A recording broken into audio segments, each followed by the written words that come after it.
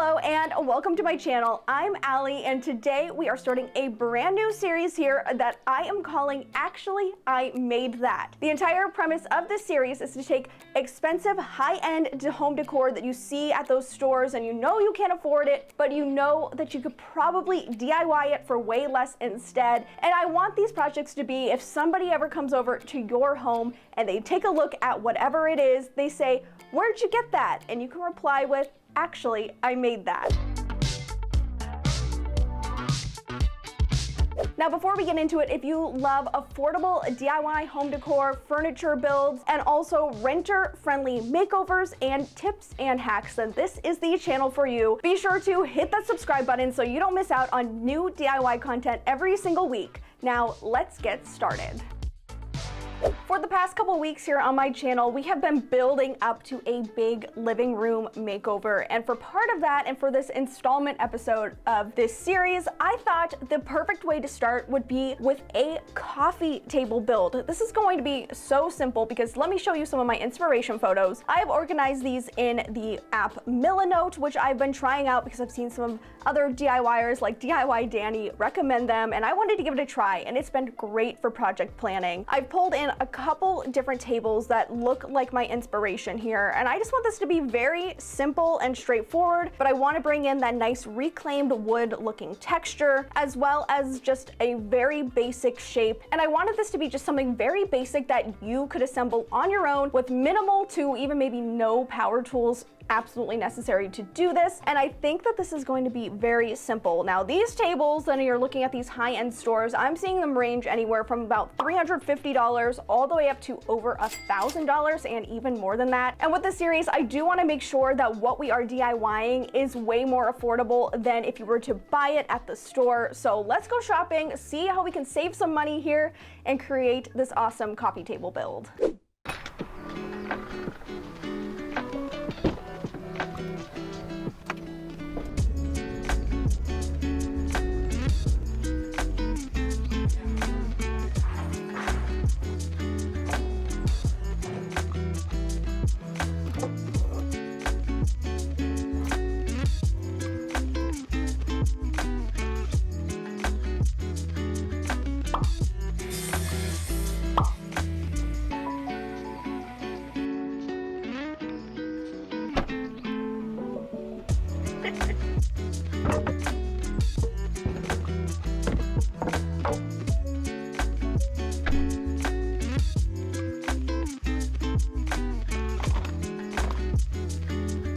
It's good. It's very sweet.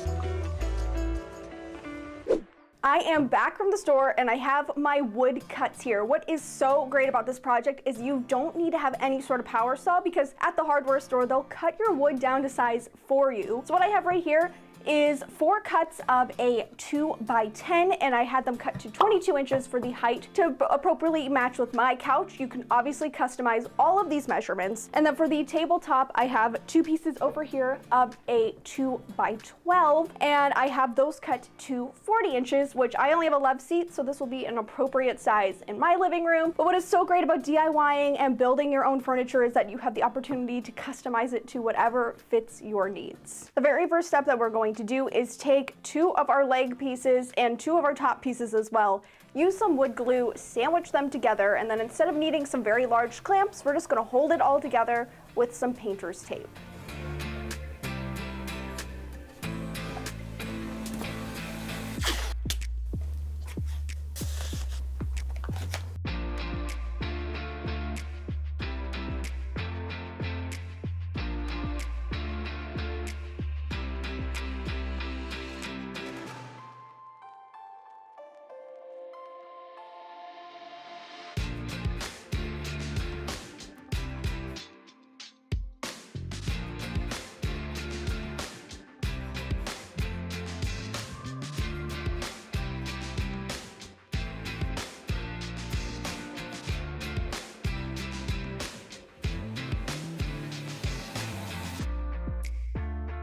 This wood glue has dried up very nicely, so now it is time to start assembling. Wood glue is very strong, but I do want some structural support for this table since it is going to be used and have a lot of function to it. So I did pick up this 1x2 as well, and this is going to act as those support beams on the table. I first want to cut down the leg piece supports. These are going to be the little braces for attaching them to the top, and I'm going to measure those so that they're about 1 inch in from the width of the leg on both sides, so basically 2 inches shorter than the total width of the leg, and cut those with my miter saw.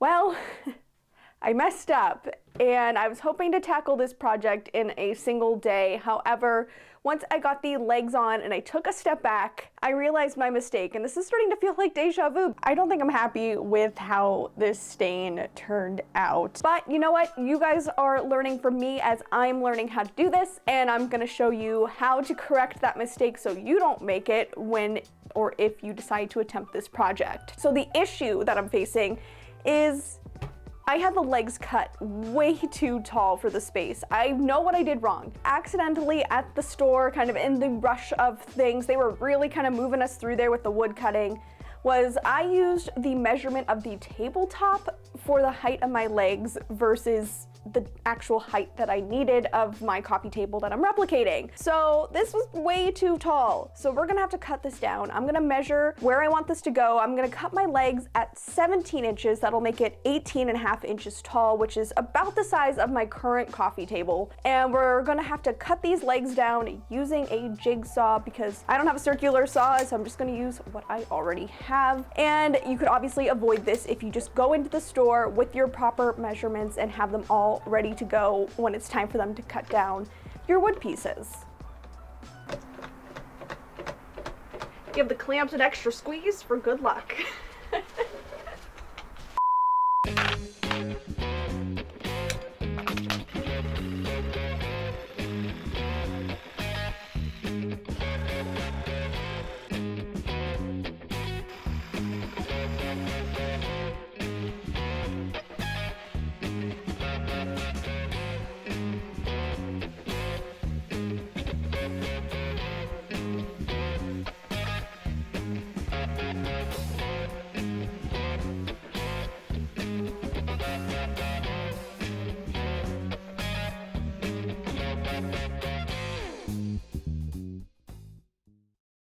What you saw me do right there was sand down the entire coffee table with 60 grit sandpaper. That was both to smooth out some of those cuts that we just made with the jigsaw, clear up some of those imperfections, but kind of making the table perfectly imperfect, making all the edges nice and rounded. We want this table to have that nice weathered wood look, but you can't do that with just an electric sander. You're going to need some additional tools, and this is going to be the fun part of this project I am really looking forward to. So on the table here is my supplies for distressing this table. I forgot what this is called. I have a crowbar right here. I thought maybe a chisel could be useful. I don't know. Of course, a hammer is a great tool. Then over here is something really fun that I can't wait to try, and these are these wire brushes that you put on your drill, and these will really go in and dig into that wood grain and really age it. Now, one thing though you need to make sure you do when you're using these is have gloves, and take a lesson from my cameraman who was opening the package and poked himself with the wire when I told him to be careful. So wear gloves. I don't think I need this, but might as well. First up, we have the pry bar, crowbar, whatever, and I think I'm gonna whack it a couple times and then maybe try dropping it. I don't know.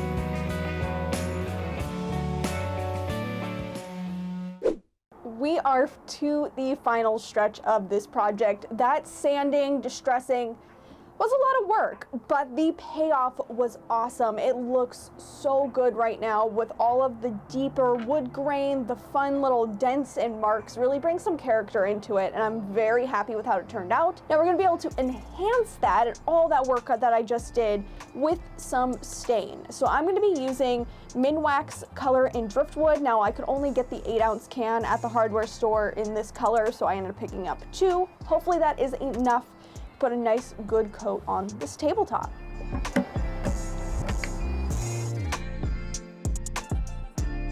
The reason I chose the driftwood stain color is because I knew that it would bring in that nice weathered look that we were going for. It was going to darken up and emphasize the grain tones, but also then leave a nice finish on the areas that weren't all beat up. But it really emphasizes all that hard work that you did, and I just love the color and the way that the wood took this stain. Even when it was just wet and not completely dry yet, it looked fantastic.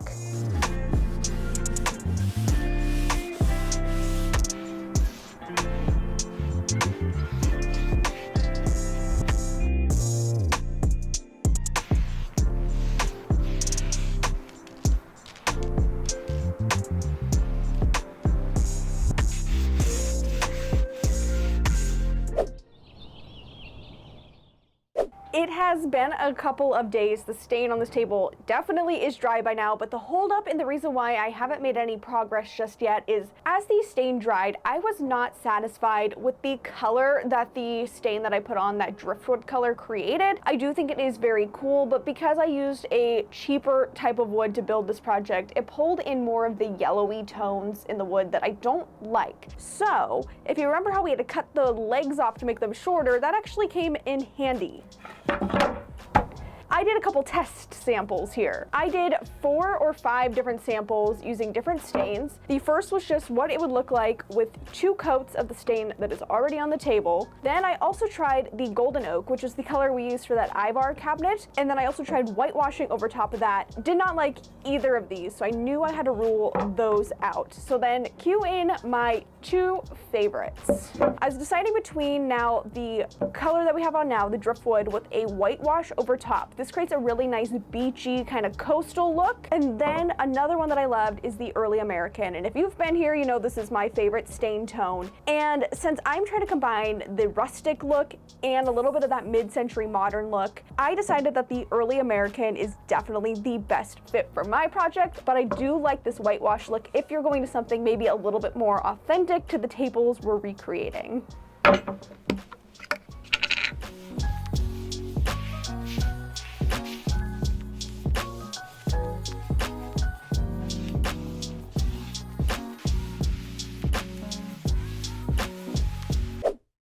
camera, I gave the entire table 3 coats of a polyacrylic finish. No need to show you that because all I did was simply follow the instructions on the can. And now I want to give you the final reveal of the table, but don't click away after that's done because at the end, I'm going to break down how much I spent on this table so that you could see how it stacks up to the high-end piece. So with that, here is the final reveal in 3, 2, 1.